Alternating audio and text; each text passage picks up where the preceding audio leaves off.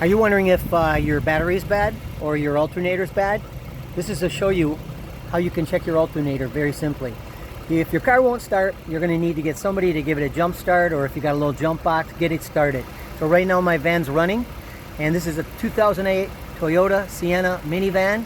So this is how simple it is. Down here, once the car's running, loosen up the battery cable on the positive terminal, loosen it up, pull it off, and if your car continues to run like mine is still running, then your alternator is okay, and it just means your battery's probably junk. So if you can recharge it, and if you can open it up, make sure you have acid in there. If there's no acid, add distilled water. If it's bone dry, you might as well just buy a new battery. A lot of times you can't recoup these things, even though people say you can. So go out and buy a new battery, and then that is it. That's all you do. Just pull that baby off. If she runs, your alternator is keeping the car going. That's it.